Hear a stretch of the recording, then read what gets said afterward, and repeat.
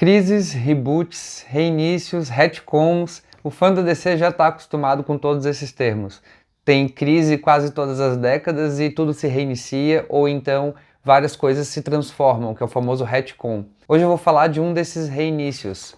Liga da Justiça Origem, o reinício dos Novos 52, o grande reboot que a DC teve nos anos 2010. Antes de assistir o vídeo, não esquece de se inscrever no canal, deixar a sua curtida e comentar aí o que você acha de Liga da Justiça dos Novos 52. Bom, antes dos Novos 52, que foi causado pelo evento Flashpoint, ponto de ignição, aqui no Brasil, perdão, a DC já teve alguns eventos catastróficos, algumas crises, né? A mais famosa, talvez, sendo Crise nas Infinitas Terras, o primeiro grande reboot, assim, desse universo. Depois de Crise nas Infinitas Terras, a gente teve Crise Infinita, depois a gente teve Crise Final, que deveria ter sido o grande reboot, mas por ordem editorial, mudanças editoriais de última hora acabou não sendo. Em seguida a gente teve Ponto de Ignição, que foi o que causou esse universo novo conhecido como Novos 52, onde todas as histórias da DC foram canceladas, todas as revistas deixaram de sair e começaram a sair novamente do número 1. Uma coisa incrível, porque deixou de publicar quadrinhos que estavam no número 700 e poucos, como o Batman, o Detective Comics, Action Comics, para começar de novo do número 1. E com isso trouxe também um reinício para os próprios personagens. Porém, aí é que está o problema. Não foi bem um reinício para muitos dos personagens. Alguns personagens começaram do zero, como a Mulher Maravilha, ela é um exemplo, o Aquaman também, até o próprio Superman. Alguns personagens começaram do zero, sem carregar a bagagem do que eles tinham antes no universo anterior, do universo conhecido como pós-crise, que é do Batman 1 ali, né? Por exemplo, do Batman 1 após o Crise nas Infinitas Terras até o Flashpoint, que é isso aqui. Mesmo passando pelas outras crises, o universo nunca foi reiniciado. Ele teve algumas mudanças, mas nunca reiniciado. E aqui ele foi pela primeira vez reiniciado. Meu braço já cansou de segurar esse quadrinho. Então alguns personagens tiveram realmente um reinício, começaram de novo sem trazer bagagem nenhuma, e outros trouxeram a bagagem de tudo que estava acontecendo com eles até aquele reinício. Dois exemplos: o Batman trouxe tudo que estava acontecendo com ele ali, e tudo que já havia acontecido nos anos 90, nos anos 80, a queda do morcego, a entrada do Damian Wayne, enfim, vários outros acontecimentos ali seguem como canônicos aqui para os Novos 52. Já o Lanterna Verde teve toda a fase do Geoff Johns mantida. Isso aqui, ó, tudo aconteceu. O Geoff Johns continuou escrevendo o Lanterna Verde pós virada para os Novos 52 e terminou a fase dele só depois dessa virada, não terminou antes. Então muita coisa aconteceu com esses personagens, porém isso foi condensado num espaço de tempo muito pequeno. Tudo o que aconteceu na vida do Batman, por exemplo, aconteceu em 5 anos da vida do personagem, o que é um feito um tanto quanto absurdo, já que ele passou pelos Robins Dick Grayson, Jason Todd, Tim Drake, Stephanie Brown. Acho que isso aí não aconteceu, não tenho certeza. Ou se aconteceu, deve ter acontecido em uma semana. E depois o Damian Wayne. Enfim, ele foi quebrado, teve o Azrael. Tudo isso aconteceu num espaço de 5 anos da vida do Bruce Wayne. Estranho. Eles tentaram condensar isso lá, criaram até uma timeline na época, mas assim, ó, ninguém dá bola. Essa é a verdade. Ninguém dá bola para a ordem, para os anos que isso aconteceu. Não interessa, é quadrinhos, tá acontecendo isso aqui, o Batman tá aí há 80 anos, quem é que liga? Mas e aí, o que isso significa para essa história aqui? Aqui a gente vai ver o primeiro encontro desses heróis, dos 7 aqui, né, que aqui formam a Liga da Justiça. Já foram outros 7, por exemplo, na Liga do Grant Morrison, mas aqui são esses 7. E aqui mostra o primeiro encontro deles nesse novo universo. E ele se passa 5 anos antes que as outras histórias que saíram ao mesmo tempo que ela se passavam. Então, nesses 5 anos antes, nenhum deles se conhece, poucos heróis são conhecidos pelo grande público. Aqui é uma grande revelação dos heróis para o grande público, e também a gente, como leitor desse novo universo, pouco conhece também quem são esses heróis, essa versão desses heróis. E aqui a gente não tem uma introdução muito boa para a maioria desses heróis. Por que eu digo isso? Começa com o Batman e o Lanterna Verde se encontrando. Quase todos os encontros que acontecem aqui entre os heróis se iniciam em porradaria. Isso é um tema que se reflete nesse quadrinho inteiro. Esse aqui é apenas o primeiro arco, diferente do que saiu aqui no Brasil. Essa minha edição é importada. No Brasil saiu o primeiro e o segundo arco encadernados em um capa dura. Eu tenho aqui somente o primeiro arco encadernado num capa cartão. Nesse primeiro arco, basicamente a gente só vê porradaria. Não tem muita história, não tem muita explicação, não tem muito desenvolvimento de personagem. É porradaria desenhada pelo Jim Lee e é isso que as pessoas querem. É um massa velho. Isso aqui é massa velho. Só que isso acontece em detrimento do desenvolvimento desses personagens e de apresentar eles para um novo público, né? Então, aqui a gente começa com o Batman e o Lanterna Verde se encontrando e, obviamente, como é de praxe, como é clichê nesse tipo de encontro de heróis, eles se brigam. Depois eles encontram o Superman e, mais uma vez, eles se brigam. E aí, assim por diante, eles vão encontrando cada um desses heróis e se brigando. O Aquaman, eu diria que é quem menos tem o que fazer aqui.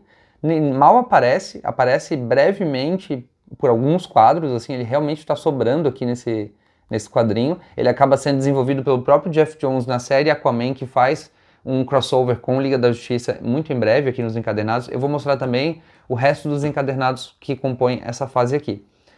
E a Mulher Maravilha, ela já aparece como alguém conhecida pelo governo dos Estados Unidos. Ela acaba sendo desenvolvida na série do Brian Azzarello, que desenvolve mesmo uma nova mitologia para a Mulher Maravilha. E a gente tem a origem do Cyborg. O Superman e o Batman, espera-se que vocês saibam quem são esses personagens, quase todos, na verdade. Espera-se que você saiba quem são eles, porque ele não é explicado. Fala, o Superman é um alien, ok. Lanterna Verde é um policial intergaláctico, ok, é isso. O Batman é uma lenda, a maioria das pessoas nem sabe que ele existe, acaba descobrindo que ele existe por causa desse encadernado aqui, dessa história. O único que tem realmente uma origem aqui, pelo próprio título, Liga da Justiça Origem, é o Cyborg, um personagem que nunca me interessou muito.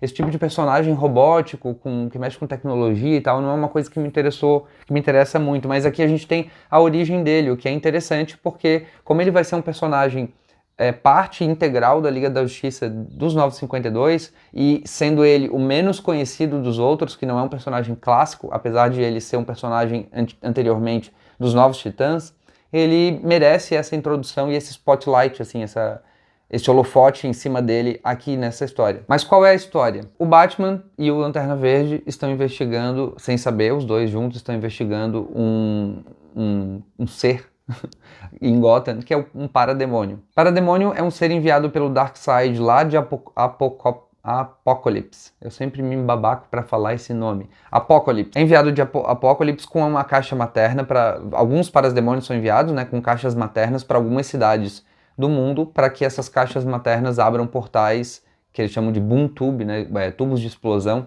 para trazer o exército do Darkseid para a Terra.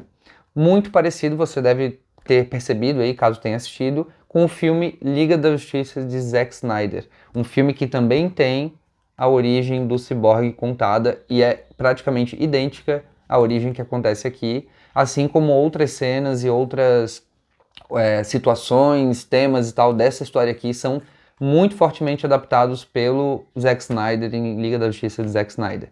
Inclusive o próprio vilão, que é o Darkseid, né? Lá eles utilizam o Lobo da Steppe no lugar do Darkseid. O Darkseid, ele é aquela presença que fica por trás dos panos ali, criando esse constante suspense do que vem a seguir, e nunca vai vir nada, porque esse universo foi reiniciado no cinema, mas aqui é o próprio Darkseid que faz a invasão. As primeiras cinco edições que tem aqui, são 6, né? 6 edições dentro desse volume 1. As primeiras 5 vão criando esse suspense da vinda do Darkseid, não explica quem ele é, não explica o que ele vem fazer, ou o porquê, ou de onde ele vem. Simplesmente, se você não sabe quem é o Darkseid, você se ferrou aqui. Você vai ver uma criatura vindo de um portal, tentando fazer alguma coisa, os heróis dão uma coça nele, ele fala, eu voltarei, e acaba a história. É realmente massa velho, só pra você ver a arte do Jim Lee. Olha só, esses splash pages aqui, ó, é pra isso que esse quadrinho tá aqui.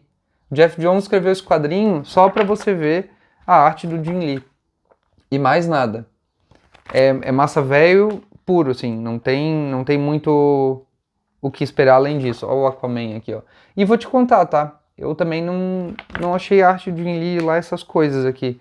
Tem alguns quadros bem legais, mas na própria série da Liga da Justiça, dos 952, o Jim Lee vai ser superado por outros desenhistas que vem depois dele. Ele não fica durante o título inteiro. No final, a gente tem aqui não dá nem pra dizer introdução, mas um teaser de uma personagem, que é essa daqui, ó, a Pandora, que vai ser, entre aspas, importante em outro arco depois. Na minha opinião, nada do que é introduzido aqui é realmente muito bem desenvolvido dentro dos 952. O 952, para mim, ficou marcado como uma fase da Liga da Justiça muito corrida, que ela avança em cima de evento em cima de evento, atropelando um evento em cima do outro, você nem tem tempo de entender o que está acontecendo, tem crossover e tudo mais, e no fim ela termina. E ela termina, para mim, na melhor história. Vou chegar lá. Então isso aqui foi Liga da Justiça Origem. Depois, na ordem aqui dos encadernados, a gente tem esse aqui, o volume 2, The Villain's Journey, que na verdade, no volume brasileiro, ele está embutido no capa dura brasileiro. Essa minha coleção da Liga da Justiça, ela até mostra um desapego que eu tenho com o formato das histórias, porque eu tenho ela toda esculhambada em vários formatos diferentes. Tem importado capa dura, importado capa cartão, capa dura brasileiro. Tem esse outro capa-cartão aqui que é de uma coleção diferente, importada também. Enfim, ela é toda picotada e eu não estou nem aí, porque eu não ligo para isso, para manter um padrão assim de formato. Então tá aqui, ó, Liga da Justiça Origens, depois Villain's Journey. Esses dois estão no encadernado Liga da Justiça Origem brasileiro. Depois eu tenho aqui Liga da Justiça O Trono de Atlântida, que é um crossover com a revista do Aquaman, que também era escrita pelo Jeff Jones. Depois A Guerra da Trindade, que a gente vai ter o payoff daquele teaser relacionado à personagem chamada Pandora, e também é um crossover, dessa vez com a Liga da Justiça Dark e outras séries. Depois a gente tem Vilania Eterna, que é esse grande evento aqui, que descamba nesse encadernado A Liga da Injustiça, que é um grande pós-Vilania Eterna, um grande epílogo aqui do que acontece na Vilania Eterna. Aqui, né, a edição brasileira ela tem 2 encadernados norte-americanos. E depois a gente termina em A Guerra Darkseid, que eu tenho aqui a versão que engloba a história principal e essa daqui que tem os tie-ins, que daí juntando as duas dá aquele grande encadernadão que saiu aqui no Brasil esgotadaço, impossível de encontrar, já encontrei por R$500 aí. E aí eu tenho essas duas edições que não custou nem R$70, eu acho, as duas. E isso aqui pra mim é a melhor parte dessa história, mas eu vou deixar pra falar dela. Eu acho que eu vou ler tudo isso aqui de novo. Eu li a primeira, eu acho que eu vou ler o resto, vou aproveitar pra fazer essa releitura. Isso aqui é algo que eu li só na época que saiu, lá pra, sei lá, 10 anos atrás, nessa última aqui, quase. 10 anos atrás. E aqui no final, nesse Guerra de Darkseid, a gente já tem arte do Jason Fabok, que pra mim foi o melhor desenhista dessa fase da Liga da Justiça. Eu acho realmente muito foda. Esses foram meus 2 centavos aí sobre a Liga da Justiça dos 952, um quadrinho que é bastante visual, bastante porradaria, bastante massa velho, com pouca história, pouco desenvolvimento de personagens, e não tem assim muito conteúdo, sabe? Comparado, por exemplo, com Liga da Justiça do Grant Morrison, que pode ter aquela narrativa dos anos 90, pode ter aquela arte do Howard Porter que não agrada a todo mundo, mas tem um conteúdo muito mais rico, muito mais denso, tem densidade de história ali, é muito maior do que o que a gente vê aqui nos 952.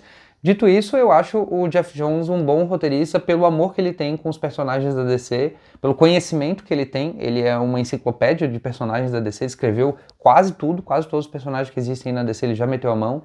E eu acho interessante ler as coisas escritas por ele por causa disso, mas aqui, como eu falei, ele é raso. Esse é o problema. Diz aí nos comentários o que você achou dos 952 da Liga da Justiça, ou dos 952 no geral também, pode esculhambar ou falar bem aí, não me importo se você gosta ou se não gosta. Muito obrigado por ter assistido, não esquece de se inscrever no canal se você ainda não se inscreveu lá no começo do vídeo e valeu!